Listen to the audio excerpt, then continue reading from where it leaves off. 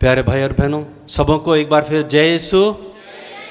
आज बहुत ही एक महत्वपूर्ण विषय है जिसके बारे में शैतान कभी भी नहीं चाहता कि दुनिया को पता चले। हालेलुया। आपको पता है दुनिया के प्रत्येक लोग मुक्ति की तलाश में है कि नहीं?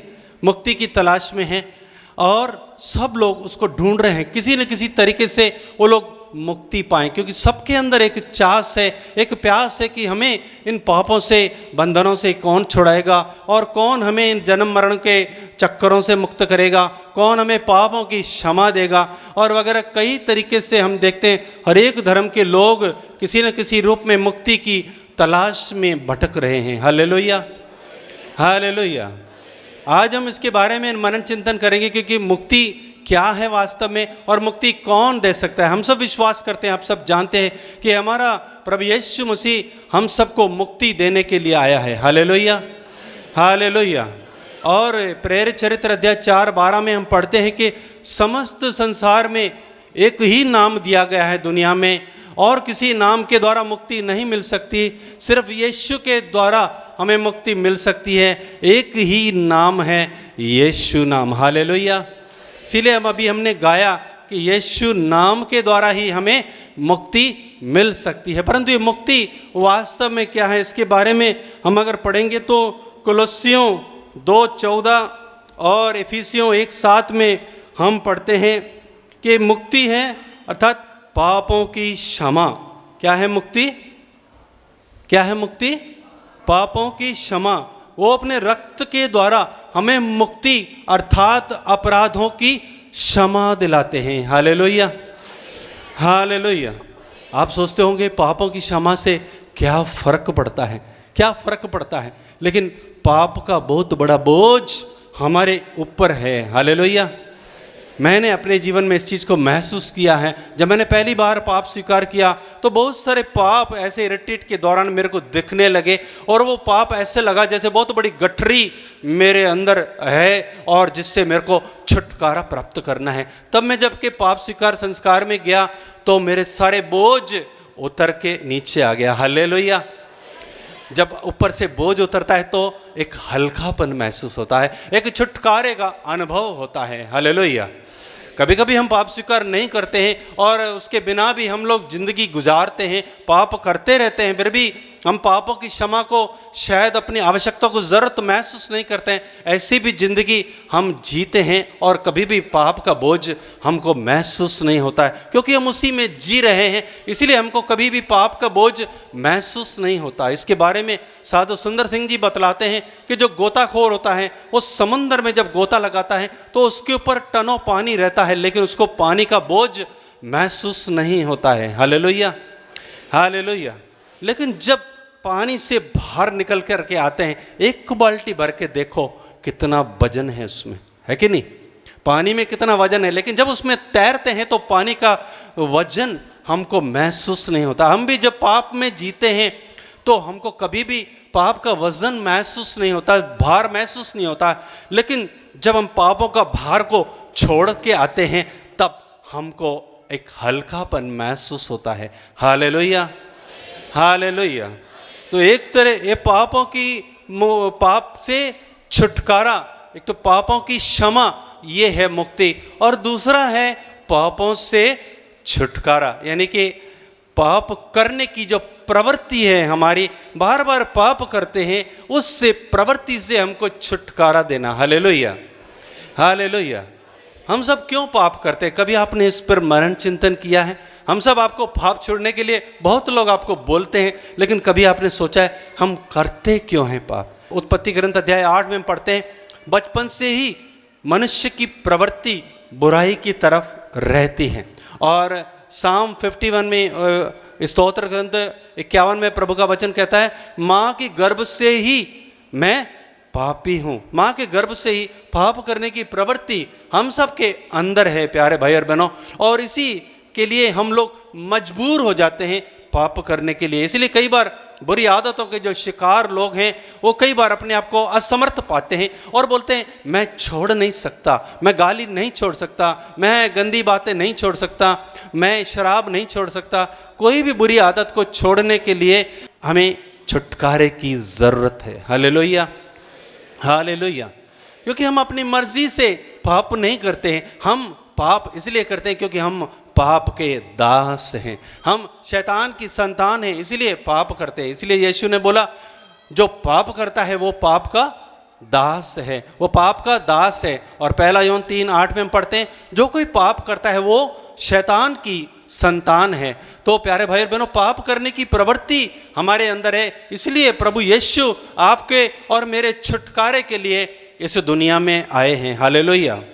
रोमियो अध्याय 7 में हम संत पौलुस के बारे में पढ़ते हैं। संत पौलुस जो एक विश्वासी था, एक संत था, वो भी अपनी मजबूरी का बयान करता है और वो कहता है कि मेरे शरीर में एक ऐसी व्यवस्था है जो मुझे पाप करने के लिए प्रेरणा देती है, मुझे एक शक्ति ऐसी काम करती है जो मेरे स्वभाव के विरुद्ध है। बोलता मेरा अंतरतम तो ईश्वर की व्यवस्था पर मुग्ध है, लेकिन मेरा शरीर मानो पाप के हाथों बिका हुआ है। हालेलुया। और वो कहता है कि मैं जो काम करना चाहता हूँ, अच्छा काम करना चाहता हूँ, वो मेरे से नहीं होता, लेकिन जो बुराई मेरे नहीं चाहता हूँ वही मुझसे हो जाती है। हालेलुया। और इसीलिए वो कहता है यदि मैं वो जो काम नहीं करना चाहता वही करता हूँ, इसका मतलब करता कौन है? करता है मुझ में निवास करने वाला पाप। हालेलुया। तो ये पाप की एक व्यवस्था ऐसी है जिसके बारे में संत पौलुस वहाँ पर कहते हैं इस पाप के और मृत्यु के अधीन रहने वाले शरीर से मुझे कौन मुक्त करेगा। यहाँ पर वो मुक्ति की आवश्यकता पर जोर देता है, क्योंकि हम अपनी ताकत से कभी भी छूट नहीं सकते हैं। आप जानते हैं एक व्यक्ति अगर कीचड़ में धंसा हुआ है तो आप उसकी मदद करने के लिए जाएंगे तो आप भी धंस जाएंगे, है कि नहीं? कीचड़ में फंसे हुए व्यक्ति को बचाने के लिए एक व्यक्ति की जरूरत है जो चट्टान पर खड़ा हुआ हो। हालेलुया। हालेलुया। मतलब हम सब जो पाप की दास्ता में हैं, हम एक दूसरे की मदद नहीं कर सकते हैं, हम सबको छुड़ाने के लिए यीशु आया है। हालेलुया। हालेलुया। और यीशु ईश्वर की प्रतिज्ञा के अनुसार आया, जो हमने पढ़ा था उत्पत्ति ग्रंथ अध्याय 3 में कि ईश्वर ने प्रतिज्ञा की थी कि एक मुक्तिदाता को भेजेगा। और गलातियों 4 में प्रभु का वचन कहता है समय पूरा हो जाने पर यीशु को ईश्वर ने भेजा। ईश्वर ने भेजा और वो एक नारी से उत्पन्न हुए। जब स्वर्गदूत घोषणा करने आते हैं यीशु के बारे में तो माँ मरियम को बोलते हैं एक व्यक्ति तुम्हारे से उत्पन्न होगा और वो उसका नाम ईसा रखाया जाएगा, जिसका अर्थ है वो पापों से मुक्त करेगा। हालेलुया। हालेलुया। लूकस के ग्रंथ में हम पढ़ते हैं कि स्वर्गदूत बोलते हैं मैं बड़े ही आनंद का सुसमाचार तुमको सुनाता हूँ, आज तुम्हारे लिए दाऊद के नगर में एक मुक्तिदाता का जन्म हुआ है। हालेलुया। हालेलुया। क्या आप विश्वास करते हैं कि मुझे मुक्ति की जरूरत है? क्या आप अपनी ताकत से पापों से छूट सकते हैं? क्या आप अपनी ताकत से पापों की क्षमा प्राप्त कर सकते हैं? कर सकते हैं क्या अपनी ताकत से? हेलो, सुन रहे हैं ना? सुन रहे हैं कि नहीं? हाँ या ना तो बोलिए। सुन नहीं रहे तो बोलो नहीं सुन रहे। सुन रहे हैं तो मेरी बात का समझ में आ रहा है कि क्या हम अपनी ताकत से पापों से छूट सकते हैं? नहीं छूट सकते। एक शराबी को मैं मिला था, बहुत ज़बरदस्त शराब पीता था और इतना कि उसके मुंह से खून आता था, उसके सब अंदर जो है सारे लीवर वगैरह सब डैमेज हो गया था और खून की उल्टियाँ करता था। अस्पताल में भर्ती हो गया, अस्पताल में इलाज करा के फिर घर आके फिर पीता है। मैंने उससे पूछा भाई तुम क्यों पीते हो? कहता मेरे से छूटती नहीं है, मेरे से छूटती नहीं है। जो पाप करता है वो पाप का दास था। इसलिए हमें सबसे पहले स्वीकार करना है कि हमको पापों से मुक्ति की जरूरत है। हालेलुया। हालेलुया। पापों से छुड़ाने के लिए ईश्वर ने हमारे पुराने विधान में हम पढ़ते हैं मूसा की संहिता दिया गया और नियम दिए गए, कानून दिए गए ताकि हम ये काम नहीं करें।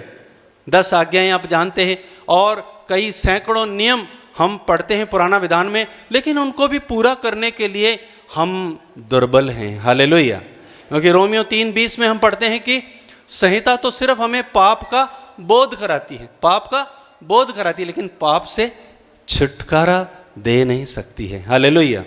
इसलिए रोमियो 8 पद संख्या 1 और 2 में वहाँ पर संत पौलुस कहता है कि पद संख्या 3 में, मानव स्वभाव की दुर्बलता के कारण मूसा की संहिता जो कार्य करने में असमर्थ थी, वह कार्य ईश्वर ने किया है।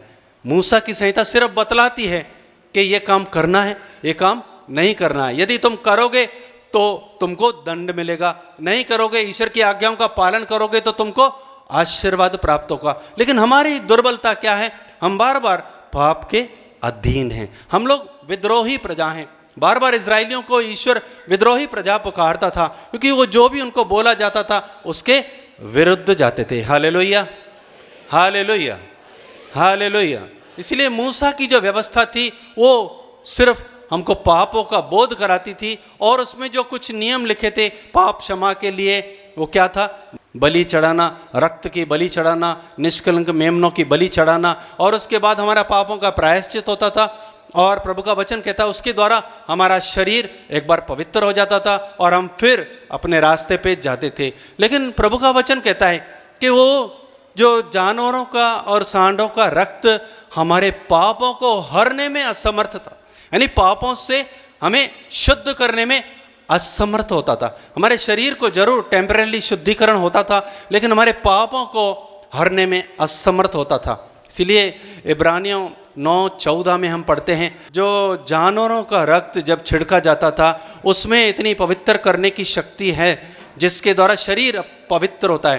तो ईश्वर का, यीशु का रक्त जिन्होंने अपने शाश्वत आत्मा के द्वारा ईश्वर को अर्पित किया, वो तुम्हारे अंतःकरण को, तुम्हें पापों से शुद्ध क्यों नहीं करेगा? Hallelujah, hallelujah. हम पाप करते क्योंकि पाप की व्यवस्था हमारे भीतर है, हमारे भीतर से बुरे विचार निकलते हैं। यीशु ने इसीलिए बोला तुम्हारे मन में जो भी निकलता है वही तुमको अशुद्ध करता है। और इसीलिए यीशु का रक्त हमें हमारे अंतःकरण से हमको शुद्धिकरण करता है। इसीलिए यीशु का रक्त उन जानवरों के रक्त से ज़्यादा ताकतवर है, ज़्यादा पवित्र करने की उसमें शक्ति है और हमारे अधर्म को दूर करने की शक्ति है। Hallelujah, hallelujah, hallelujah. यहाँ पर लिखा है कि उसने पाप के प्रायश्चित के लिए अपने पुत्र को भेजा, जिसने पापी मनुष्य के सदृश शरीर धारण किया। इस प्रकार ईश्वर ने मानव शरीर में पाप को दंडित किया। हालेलुया। यीशु ने आपके और मेरे लिए, जो स्वयं ईश्वर थे, क्या आप विश्वास करते हैं यीशु ईश्वर थे? हैं? यीशु ईश्वर थे, ईश्वर के पुत्र थे, और शब्द के द्वारा उनका जन्म हुआ और पवित्र आत्मा की शक्ति जब माता मरियम के ऊपर आई तभी उनका जन्म हुआ, और वो पवित्र त्रित्व के दूसरे जन हैं। तो इसमें कोई शक नहीं कि ईश्वर स्वयं वो ईश्वर थे, लेकिन आपके और मेरी मुक्ति के लिए उन्होंने शरीर धारण किया, क्योंकि हमारे पापों को हमारे शरीर में दंड भोगना अनिवार्य था। यहाँ तो आप लोग भोग सकते हैं या मैं भोगूंगा, यहाँ यीशु स्वयं भोग सकता है। हालेलुया। लेकिन क्योंकि हम अपवित्र हैं, हम ऑलरेडी पापी हैं, इसलिए हम पापी होने के बाद में हम अपने शरीर में कितना ही भोगें, हम न तो अपने पापों से मुक्त हो सकते हैं, न ही किसी और को हम मुक्ति दे सकते हैं। इसलिए हम पुराना विधान में पढ़ते हैं कि पवित्र निष्कलंक मेमना जो है वो ढूंढा जाता था, उसकी बलि चढ़ाई जाती थी। और यहाँ पर पवित्र और निष्कलंक मेमना प्रभु यीशु को प्रभु पिता ने भेजा। और साया 53 में हम पढ़ते हैं कि हम सब के अधर्म का बोझ यीशु के ऊपर लाद दिया गया, यानी उनके शरीर को लोड कर दिया गया, भर दिया गया। हमारे पापों को अपने ऊपर उन्होंने लिया। जब उन्होंने बपतिस्मा लिया, हम सब की तरफ से बपतिस्मा लिया, हम तरफ से बपतिस्मा लेकर के हम सब के पापों को उन्होंने बपतिस्मा में लेकर के पापों को लिए वो वहाँ पर प्रतीका रूप से मर गए। और उसके बाद में वो पापों को लेकर क्रूस पर लेके गए।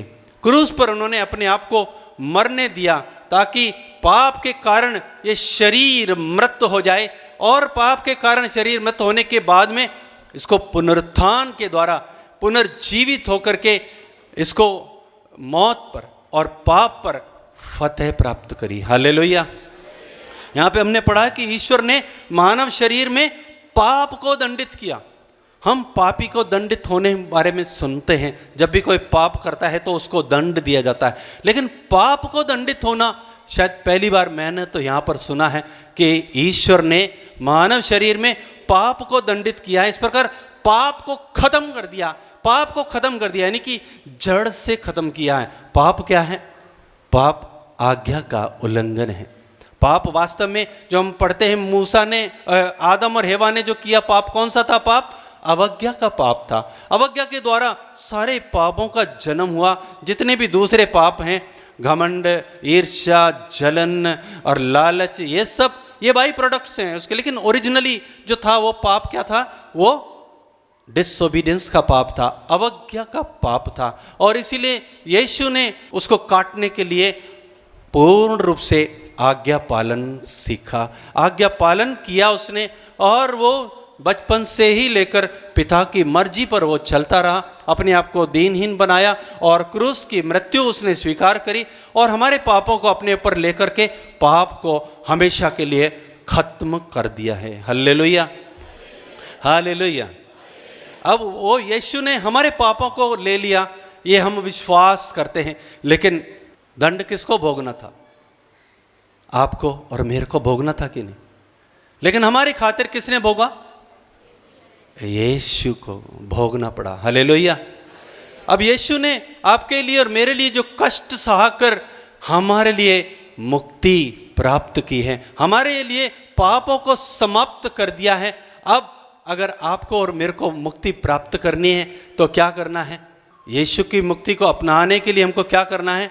उसके ऊपर विश्वास करना है। रोमियो 3:25 में हम पढ़ते हैं, ईश्वर ने चाहा कि ईसा रक्त बहाकर पाप का प्रायश्चित करें और हम विश्वास द्वारा उसका फल प्राप्त करें। हालेलुया। क्या लिखा है? ईसा अपना रक्त बहाकर पाप का प्रायश्चित करें। पाप का प्रायश्चित किसने किया? यीशु ने किया है। Hallelujah, hallelujah. सब लोग हाथ हिला के बताएंगे आप लोग जीवित हैं। हालेलुया। ईसा ने अपना रक्त बहाकर हमारे पापों का प्रायश्चित किया है और हम उसको विश्वास के द्वारा उसका फल प्राप्त करते हैं। हालेलुया।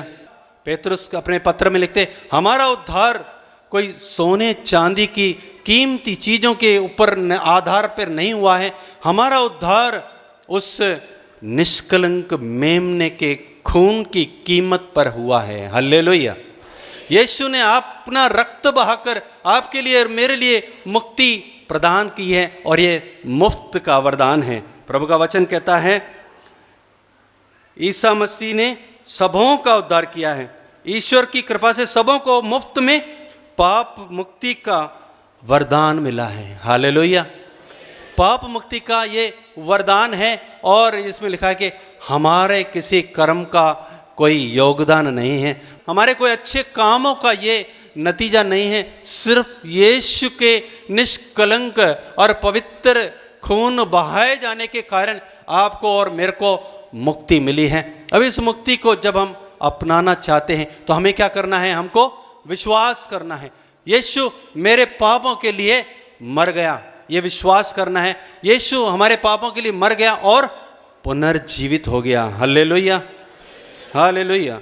रोमियो 10 पद संख्या 9 में वहाँ पर एक बहुत महत्वपूर्ण वचन लिखा हुआ है मुक्ति को प्राप्त करने के लिए। वहाँ लिखा है, यदि आप मुख से स्वीकार करते हैं कि ईसा प्रभु है और हृदय से विश्वास करते हैं कि ईश्वर ने उन्हें मृतकों में से जिलाया तो आपको मुक्ति प्राप्त होगी। हालेलुया। यीशु संसार का मुक्तिदाता है और सारी संसार के मुक्ति के लिए वो प्राण दिया है, लेकिन उसको अगर अपनाना है, व्यक्तिगत रूप से आपको अपनाना है, मेरे को अपनाना है, तो क्या करना होगा? हमें दिल से विश्वास करना होगा कि यीशु ने मेरे पापों के लिए क्रूस पर बलि चढ़ा और पुनर्जीवित हुआ। यहाँ पर लिखा है, जो ईश्वर ने उन्हें मृतकों में से जिलाया, यदि हम इस पर विश्वास करते हैं तो हमको मुक्ति प्राप्त होगी। दूसरा काम क्या लिखा है? मुख से स्वीकार करना। मुख से स्वीकार करना कि यीशु प्रभु है। मुख से स्वीकार करना यीशु प्रभु है। मुख से तो हम कई बार बोलते भी हैं, बोलते हैं कि नहीं? बोलते हैं कि नहीं? यीशु को अक्सर हम प्रभु के नाम से बुलाते हैं कि नहीं? बुलाते कि नहीं? हाँ या ना तो बोलिए। बोलते हैं कि नहीं? और प्रभु का मतलब क्या होता है? प्रभु का मतलब क्या होता है? स्वामी। प्रभु का मतलब होता है मालिक। मालिक और प्रभु, स्वामी। हम बोलते तो हैं, लेकिन यीशु ने स्वयं बोला, तुम अपने मुख से प्रभु प्रभु बोलते हो, लेकिन मेरा कहना नहीं मानते हो। Hallelujah, hallelujah. इसीलिए यहां पर लिखा है कि दिल से विश्वास करना है और मुख से स्वीकार करना है। दिल से विश्वास करना है और मुख से स्वीकार करना है, यीशु मेरा प्रभु है। जैसे ही हम दिल से विश्वास करते हुए मुख से जैसे ही बोलते हैं, मुक्तिदाता के रूप में उसकी घोषणा करते हैं, हम उसको मालिक के रूप में, उसको प्रभु के रूप में स्वीकार करते हैं। और रोमियो 3:16 में हम पढ़ते हैं, ईश्वर ने संसार को इतना प्यार किया कि उसने उसके लिए अपने इकलौते पुत्र को अर्पित कर दिया। पिता ने यीशु को हमारे लिए अर्पित कर दिया। अब हमारी बारी है, हमारी बारी है उसके अर्पण को जवाब देने की, खुद अर्पित होने की। हालेलुया। जब यीशु के अर्पण में हमारा अर्पण जब शामिल होता है, जब दो व्यक्ति एक दूसरे के प्रति अर्पित हो जाते हैं, दो व्यक्ति एक हो जाते हैं। हालेलुया। होंगे कि नहीं? जो गुलाम होता है वो अपने मालिक के पूरी आज्ञा मानता, अपनी मर्जी नहीं चलाता, अपनी मर्जी नहीं चलाता। यीशु ने हमारे लिए एक ऐसा उदाहरण दिया है। यीशु स्वयं ईश्वर थे, वो चाहते तो अपनी मर्जी चला सकते थे, लेकिन वो कहता है मेरा पिता जो मुझे बोलता है मैं वो ही करता हूं। और यीशु पिता के साथ पूरी तरीके से वो एक है, एक है, क्योंकि पिता यीशु को अपने आप को अर्पित करता है और यीशु अपने आप को पिता को अर्पित करता है। दोनों मिलकर एक हो जाते हैं। और जब यीशु के अर्पण में हमारा अर्पण शामिल होता है, जब हम उसको प्रभु के रूप में स्वीकार करते हैं, तब हम यीशु के साथ एक हो जाते हैं। उसके साथ एक होने का मतलब है अब मैं जीवित नहीं, अब प्रभु मसीह मुझ में जीवित है। Hallelujah, hallelujah. यानी कि मैं यीशु के साथ क्रूस पर मर गया। यीशु ने जो दंड सहा, उस दंड को अब मैं अपने शरीर में अनुभव कर रहा हूं कि मेरे पापों का दंड यीशु ने अपने ऊपर चढ़ाया। वो अब मैं उसको व्यक्तिगत रूप से उसके साथ एक होके अनुभव कर रहा हूं। Hallelujah, hallelujah. प्यारे भाई और बहनों, कभी आपने इस चीज को अनुभव किया कि यीशु ने मेरे पापों को अपने ऊपर लिया है? अब वो यीशु नहीं है, मैं हूं क्रूस पर, क्रूस पर मैं हूं। ये समर्पण, ये दो व्यक्ति जब एक होंगे तब आप उस मुक्ति को अनुभव कर सकेंगे। और जब मुक्ति को अनुभव करेंगे आप फिर पाप नहीं कर सकेंगे। Hallelujah, hallelujah. यीशु आपको और मेरे को छुटकारा देने के लिए आया प्यारे भाई और बहनों। इसीलिए हमें यीशु को अपने मुक्तिदाता के रूप में, अपने प्रभु के रूप में स्वीकार करना। जब मैंने पहली बार यीशु को अपने प्रभु और मुक्तिदाता के रूप में स्वीकार किया 1985 में, जैसे ही स्वीकार किया तुरंत प्रभाव से मेरी बुरी आदतें छूट गई। हालेलुया। बाइबल के प्रति मेरा रुझान बढ़ गया, मैं एकदम नया बन गया, नई सृष्टि। इसलिए प्रभु का वचन कहता है जो कोई यीशु के अंदर है वो एक नई सृष्टि बन जाते हैं। यही बपतिस्मा में हमारे साथ यही हुआ है। रोमियो अध्याय 6 में अगर आप पढ़ेंगे तो वहाँ लिखा है कि बपतिस्मा में आप लोग यीशु के साथ मारे गए हैं, दफनाए गए हैं और पुनर्जीवित हो गए हैं। Hallelujah, hallelujah. जब हम यीशु के साथ क्रूस पर मर जाते हैं, यीशु के साथ हम दफन होते हैं, यीशु के साथ पुनर्जीवित होते हैं, हमको मुक्ति मिलती है और हमें जीवन प्राप्त होता है। क्योंकि मरने के द्वारा यीशु ने हमें पापों की क्षमा दी, हमें पापों से छुटकारा दिया और पुनर्जीवित होकर हमें जीवन प्रदान किया है। हालेलुया। ये जीवन आपके और मेरे लिए बहुत ही ज़रूरत है, क्योंकि इससे हम वंचित हैं। रोमियो 3:23 में हम पढ़ते हैं सबों ने पाप किया है और ईश्वर की महिमा से वंचित हैं, ईश्वरीय जीवन से हम बहिष्कृत हैं। पाप के कारण, आदि पाप के कारण हमारे अंदर आत्मा में जीवन नहीं है। इसलिए बपतिस्मा में हमको यीशु के साथ मरकर और पुनर्जीवित होकर वो जीवन प्राप्त होता है। Hallelujah, hallelujah.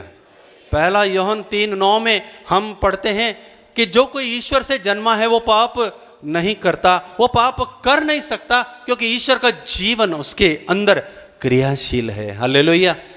तो ये जीवन जो पुनर्जीवित होने के बाद में हमको मिलता है, हमारे पापों से छुटकारे के लिए बहुत ही आवश्यक है। हालेलुया।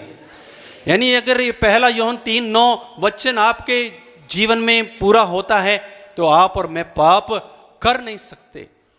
हम उस मजबूरी से छूट चुके हैं जो संत पौलुस कहता है, जो मेरे अंदर ऐसी मजबूरी है, मेरे अंदर ऐसी पाप करने की प्रवृत्ति है, मुझे इससे कौन छुटकारा देगा, वो ऐसा प्रश्न करता है। फिर बोलता है कि प्रभु यीशु ही जिसने आत्मा के विधान द्वारा मुझे पाप और मृत्यु की इस अधीनता से मुक्त कर दिया है। Hallelujah, hallelujah. यही हमारे लिए खुशखबरी है प्यारे भाई और बहनों, कि हम अपनी ताकत से मुक्ति प्राप्त नहीं कर सकते। हमें सिर्फ यीशु का रक्त हमें मुक्ति दे सकता है, पापों की क्षमा दे सकता है, और उसके पुनरुत्थान के कारण जो पवित्र आत्मा के द्वारा जीवन हमको मिला है उसी से, और उसको भी हमको अब बनाए रखना है, तो हम पाप कर नहीं सकते हैं। Hallelujah, hallelujah. प्यारे भाई और बहनों, हमें विश्वास के द्वारा पापों से छुटकारा प्राप्त करना है और साथ ही पापों की क्षमा भी प्राप्त करनी है। हालेलुया। पहला यूहन्ना 1:7 में हम पढ़ते हैं कि यदि हम अपने पापों को स्वीकार करते हैं, यदि हम अपने पापों को स्वीकार करते हैं तो वह हमारे पाप क्षमा करेगा और हमें हर प्रकार के अधर्म से शुद्ध करेगा। पाप स्वीकार संस्कार में दोहरा काम होता है, दोहरा काम होता है। जैसे जो 2 रेज आपने देखी होंगी यीशु के, जो मर्सी पिक्चर है, एक लहू की और एक जल की, 2 किरणें निकलती हैं जो यीशु के पवित्र हृदय से बह निकला था जब उसके ऊपर सैनिक ने भाला मारा था। वो दोनों में ईश्वर की दया छिपी हुई है और वो दोहरा काम करती है। यीशु का रक्त हमें पापों से क्षमा करता है और उसके बह निकले वाले जल हमें नव जीवन प्रदान करता है। Hallelujah, hallelujah, hallelujah. प्यारे भाई और बहनों, एक जब हम पाप स्वीकार करते हैं हमें अधर्म से शुद्धि मिलती है। हमारे दिल में जो भी अधर्म छपा हुआ है, भरा हुआ है, पाप भरा हुआ है और किसी भी तरह की बुराई है, उससे हमको छुटकारा मिलता है। Hallelujah, hallelujah. प्यारे भाई और बहनों, ईश्वर की दया हमेशा हमारे पापों को क्षमा करने के लिए लालायित रहती है। हालेलुया। इसीलिए हमारे लिए ये जो झरोखा है, ये झरना है, हमारे लिए हमेशा खुला हुआ है प्यारे भाई और बहनों। इसीलिए आज बहुत सुंदर मौका प्रभु ने दिया है ताकि हम पापों को स्वीकार करें। हालेलुया। मैं समझता हूँ मसीही लोग बहुत खुशकिस्मत लोग हैं कि उन्हें पाप स्वीकार करने का मौका दिया जाता है। मेरी एक हिंदू बहन है, हमारे रिश्तेदार, हम सिंधी परिवार से हैं। हमारी वो बहन वो पापों के बोझ से दबी हुई है। जब वो सत्संग में जाती है, पापों के बारे में बतलाया जाता है तो उसको समझ भी नहीं आता है, उसकी सारी ज़िंदगी के पाप दिख रहे हैं, लेकिन वो कहती है मैं क्या करूं। सत्संग वालों के पास इसका कोई जवाब नहीं है, कोई जवाब नहीं है, क्योंकि पापों की क्षमा के बारे में कुछ भी बतलाया नहीं जाता।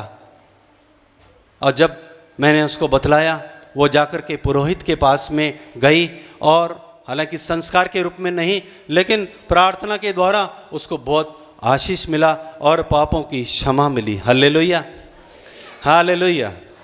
तो हमें पापों की क्षमा प्राप्त करना है और इस बोझ से मुक्ति प्राप्त करनी है प्यारे भाई और बहनों, और हमें अधर्म से शुद्धिकरण करना है। आज पवित्रीकरण के बारे में भाई बोल रहा था काल्विन, कैसे पवित्र होंगे, कैसे पवित्र होंगे। पवित्र बनो जैसा तुम्हारा खुदा बाप पवित्र है। कैसे पवित्र होंगे? पाप स्वीकार के द्वारा। उसकी कृपा को अपने जीवन में काम करने देंगे, तब हमारे अंदर सारे अधर्म से हमको छुटकारा मिलेगा और मुक्ति मिलेगी। हालेलुया। तो पापों से छुटकारा और पापों से मुक्ति मिलने के बाद अब एक और काम हमको करना होता है। हालेलुया। वो क्या करना है? दूसरों को भी माफ करना है। हालेलुया। दूसरों को भी माफ करना है, और यदि हम दूसरों को क्षमा नहीं करते हैं तो हमारी जो क्षमा मिली वो सब धरी की धरी रह जाती है। हालेलुया। मत्ती का सुसमाचार अध्याय 18 में हम पढ़ते हैं एक निर्दयी सेवक के बारे में। इस निर्दयी सेवक के द्वारा प्रभु यीशु हमें बतलाते हैं कि एक व्यक्ति जो है बहुत भारी कर्ज के अंदर था और लाखों रुपए का कर्जदार था। जो उसका राजा था उसके पास उसको बुलाया जाता है और राजा उसको बोलता है कि इसके पास अदा करने को कुछ भी नहीं है, तो अब इसको उसने क्या करा, इसकी पत्नी, इसको, इसके बच्चों और इसकी सारी जायदाद को बेच दिया जाए और ऋण अदा कर लिया जाए। हालेलुया। एक व्यक्ति के कर्जे के कारण कौन कौन संकट में है? वो, उसकी पत्नी, उसके बच्चे, उसकी जायदाद। आज हम सब लोग, बहुत से लोग आर्थिक संकटों में जी रहे हैं, हमारे परिवारों में अशांति है। तो क्या कारण है? अनफॉरगिवनेस। हमारे को पापों की क्षमा नहीं मिली है। पाप की क्षमा के अक्षमा के कारण पूरे परिवार पर संकट आता है। आगे पढ़ेंगे हम। उसके बाद में वो सेवक पैरों पर गिरता है स्वामी को और उस पर तरस खा के स्वामी उसको क्षमा कर देता है। लाखों रुपए का ऋण उसको क्षमा कर देता है और क्षमा करने के बाद में वो सेवक बाहर जाता है, बड़ी कॉलर ऊंची करके वो बाहर जाता है और उसको एक और सेवक मिलता है, सह सेवक, जो उसका सिर्फ कितना लिखा है, 100 दीनार का कर्जदार था। लाखों रुपए के सामने वो 100 दीनार कुछ भी नहीं था। और उसके कारण क्या करता है, उसको व्यक्ति को उसका गला घोट कर कहता है अपना कर्ज चुका दो। और सह सेवक उसके पैरों पर गिरता है और ये कहते हुए अनुनय विनय करता है कि मुझे थोड़ा टाइम दो। जैसे इसने बोला था वैसे ये भी अब उससे मांगता है कि मैं तुमको टाइम दो, मैं चुका दूंगा। परंतु लिखा है उसने नहीं माना और जाकर उसे बंदीगृह में डलवा दिया जब तक वे उसका कर्ज चुका न दे। यह सब देखकर उसके स्वामी के पास जो है शिकायत हुई। दूसरे जो सह सेवक थे वो शिकायत करते हैं जाकर के कि ये सारी बातें उसको बताई। फिर स्वामी ने उस सेवक को बुलाकर कहा, दुष्ट सेवक, तुम्हारी अनुनय विनय पर मैंने तुम्हारा सारा कर्ज माफ कर दिया था, तो जिस प्रकार मैंने तुम पर दया की थी, क्या उसी तरह तुम्हें भी अपने सह सेवक पर दया नहीं करनी चाहिए थी? और स्वामी ने क्रुद्ध होकर उसे तब तक के लिए जल्लादों के हवाले कर दिया जब तक वे कौड़ी कौड़ी न चुका दे। यदि तुम में से भी हर एक कोई अपने भाई को पूरे हृदय से क्षमा नहीं करेगा तो मेरा स्वर्गिक पिता भी तुम्हारे साथ ऐसा ही करेगा। हालेलुया। लाखों रुपए का कर्जा माफ होने के बाद में छोटी सी बात के कारण, छोटे से 100 दीनार के कारण उसने वापस कर्जे में आ गया और वापस उसी जगह पर आ गया जहां से वो शुरू हुआ था। यानी कि पहले भी जेल खाने में जाने के लिए तैयार था, अभी फिर जेल खाने में चला गया और जेल खाने में कभी किसी को आशीष नहीं मिली थी। इसीलिए फादर जी ने बोला पापों की क्षमा नहीं मिलती तो हमें आशीष नहीं मिलती, क्योंकि हम सब जेल खाने के अंदर है, हम सब एक बंदी गृह में हैं और उसके अंदर वो शैतान हमको प्रताड़ित करता है, क्योंकि शैतान को पूरा अधिकार मिला हुआ है।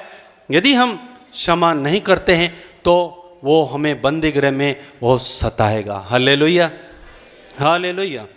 इसलिए मत्ती का सुसमाचार हम पढ़ते हैं, जो हे हमारे पिता प्रार्थना है उसमें एक शर्त है, जिस तरह से दूसरे अपराधों को क्षमा करते हैं उस तरह ही तू हमारे कसूरों को माफ कर। जिस तरह से, जिस नाप से हम नापेंगे, जितने लोगों को हम क्षमा करेंगे उतनी ही अधिक माफ़ी हमको मिलेगी। हालेलुया।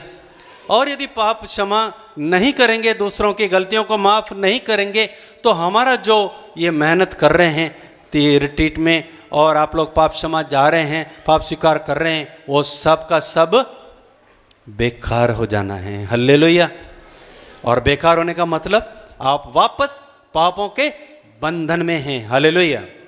क्योंकि लूकस अध्याय 23 में हम पढ़ते हैं, जो पुरोहित जो है उनको संस्कार को देने का कृपा दिया है। यीशु ने चेलों को अधिकार दिया था, जिनके पाप तुम क्षमा करोगे वो पाप क्षमा हो जाएंगे, वो पापों से मुक्त हो जाएंगे, लेकिन जिनके क्षमा नहीं करोगे पापों में बंधे रहेंगे।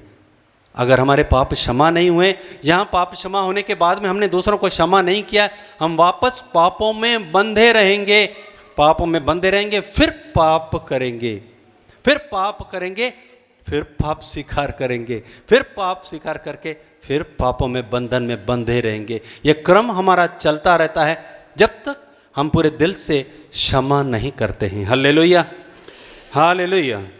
क्षमा करना इतना आसान तो नहीं है, लेकिन एक निर्णय लेने की बात है कि मुझे क्षमा करना है, क्षमा करना है। इसलिए इफिसियों के नाम संत पौलुस के पत्र में पौलुस बोलता है, हमने ईश्वर के सेवक होने के नाते क्षमा प्रदान की है, क्योंकि हम शैतान के फंदे में पड़ना नहीं चाहते, हम उसकी चालें अच्छी तरह समझते हैं। और एक और जगह इफिसियों 4:8 में पौलुस कहता है, सूर्यास्त होने तक तुम्हारा क्रोध बना न रहे, शैतान को मौका न दो, शैतान को अवसर ना दो। हमें से कई लोग बोलते हैं कि फादर जी हमारे ऊपर शैतान है, शैतान हमको परेशान कर रहा है, हमको ये तकलीफ़ है वो तकलीफ़ है। कारण क्या है? हम बंदीगृह में हैं। कारण क्या है? हमने दूसरों को क्षमा नहीं किया है या खुद क्षमा प्राप्त नहीं किया है। Hallelujah, hallelujah. हमें दूसरों को वो क्षमा करने का एक निर्णय लेना है, बाकी कृपा प्रभु देगा। जब कृपा प्रभु देगा तो जैसे यीशु ने क्षमा किया, यीशु ने मरते वक्त क्या प्रार्थना किया था? हे पिता इन्हें क्षमा कर, क्योंकि नहीं जानते कि क्या कर रहे हैं। किन को क्षमा कर रहा था? जिन्होंने उनको जलील किया, जिन्होंने उनको अपमानित किया, जिन्होंने उनको सूली पर टांगा, जिन्होंने उनके ठट्ठे उड़ाए, जिन्होंने उसका मजाक उड़ाया, जिन्होंने उनको सताया, कोड़े दिए, जिन्होंने उसके ऊपर दोष लगाया, वो सबों को उसने क्षमा किया। जब कृपा मिलेगी, आप भी यीशु के साथ एक होकर यीशु के नाम पर आप भी क्षमा कर सकते हैं। Hallelujah, hallelujah, hallelujah. तो क्षमा करना हमारे लिए एक बहुत पूर्ण महत्व है, यदि हम क्षमा को प्राप्त करना चाहते हैं, यानी मुक्ति को प्राप्त करना चाहते हैं। और एक और स्टेप है दूसरों से क्षमा मांगना, सॉरी बोलना, है ना। आजकल इस सॉरी का तो फैशन बन गया है, जब भी कोई हम गलती करते हैं तुरंत सॉरी बोलते हैं, लेकिन सॉरी बोलना बहुत मुश्किल का काम है ना, बहुत मुश्किल का काम है। लेकिन प्रभु का वचन कहता है मत्ती 5:23-26 में, यदि तुम वेदी के सामने आ रहे हो, अपनी भेंट चढ़ा रहे हो, वहाँ पर तुमको याद आता है कि मेरे भाई को मुझसे कोई शिकायत है, मेरे भाई को मुझसे कोई शिकायत, मुझे कोई शिकायत नहीं है, मेरा भाई मेरे से नाराज है, तो जाकर पहले उस भाई से मेल कर लो और फिर आकर अपनी भेंट चढ़ाओ। Hallelujah, hallelujah. यानी अपने भाई के पास जाकर के क्षमा याचना करना है। हम तो भाई का हिसाब रखते हैं, भाई के पापों को हम याद रखते हैं। मैं अपना अनुभव एक सुनाना चाहता हूँ। मेरा भाई, उसने बहुत मेरे साथ बहुत गलत व्यवहार किया। कैथोलिक भाई है, कैथोलिक भाई है, और उस कैथोलिक होने के नाते मैं उसको कभी भी क्षमा नहीं कर पाया, ना उसको कभी क्षमा प्राप्त किया उससे। लेकिन एक दिन जब सेक्रेड हार्ट का फीस्ट था, सेक्रेड हार्ट के फीस्ट के दिन प्रभु के प्यार ने मुझे को भर दिया। प्रभु का प्यार भरते ही मेरे अंदर एक कृपा मिली कि जाकर के मैं उस भाई से क्षमा मांगू, क्षमा मांगू, क्षमा प्राप्त नहीं करना, क्षमा मांगू। और मैं घर जाके तुरंत कंप्यूटर में चिट्ठी टाइप किया। उस व्यक्ति के द्वारा मैंने उद्धार पाया है। वो व्यक्ति था जिसके द्वारा मैंने यीशु का वचन को पाया है, लेकिन मेरे मन में सिर्फ उसकी गलतियां नजर आती थी। लेकिन उस दिन मुझे सारी गलतियां नजर नहीं आई, सिर्फ एक ही गलती नजर आई मेरी। मैंने जाकर के उसको पाप क्षमा की प्रार्थना किया और मेरे जीवन में एक बहुत बड़ा आनंद आया। हल्लेलुया। और एक बहुत बड़ा शैतान एक योजना बना करके आ रहा था, उसकी योजना विफल हो गई। हल्लेलुया। ये बड़ी प्रैक्टिकल चीज मैंने अनुभव की है प्यारे भाई और बहनों, इसीलिए आपको बतला रहा हूं। बहुत मुश्किल है पाप क्षमा करना, लेकिन यीशु के प्यार से भरकर हम क्षमा कर भी सकते हैं, क्षमा प्राप्त कर भी सकते हैं, माफ कर भी सकते हैं और माफी प्राप्त भी कर सकते हैं। दोनों चीजों, जब माफी आदान प्रदान होता है, हमारा भाइयों के साथ मेल मिलाप हो जाता है, हमारा ईश्वर के साथ मेल होता है। जब हम पाप स्वीकार करते हैं, जब हम भाइयों के साथ मेल मिलाप करते हैं, हम भाइयों के साथ जुड़ जाते हैं, हम एक दूसरे के साथ जुड़ते हैं, हमारे परिवार में आशीष आती है, बरकत आती है, हमारे परिवार में स्वर्गराज आ जाता है। Hallelujah, hallelujah. यही मेल मिलाप की सेवा प्यारे भाई और बहनों यीशु ने आपको और मेरे को सौंपी है, ताकि हम खुद अनुभव करें, पापों की क्षमा को अनुभव करें, दूसरों को क्षमा करें, दूसरों से क्षमा प्राप्त करें और इस प्रकार पूरे परिवार में, पूरे समाज में मेल मिलाप का एक अनूठा उदाहरण दें और इस दुनिया के लिए एक साक्षी बने। दूसरों को भी ईश्वर से मेल कराने के लिए हम एक संदेश वाहक बन सकते हैं, एक दूत बन सकते हैं। ये भी एक सेवा कार्य है जो संत पौलुस हमको कहते हैं। ये मेल मिलाप का सेवा कार्य हम प्रेरितों को ईश्वर ने सौंपा है। आइए प्यारे भाई बहनों, ईश्वर की कृपा के लिए हम आज विशेष प्रार्थना करें। यीशु के नाम पर भरोसा रखें। यीशु ने हमारे पापों को अपने ऊपर लिया है, हमें पापों से मुक्त कर दिया है। सिर्फ विश्वास करने की बात है। यीशु को अपने प्रभु के रूप में, अपने मुक्तिदाता के रूप में स्वीकार करने की बात है। हमें स्वीकार करना है कि हमें मुक्ति की ज़रूरत है, हमें यीशु की ज़रूरत है। मुख से स्वीकार करना है और उसको अपना जीवन सौंपना है, और पाप की प्रभुता हम पर नहीं होगी। आमीन।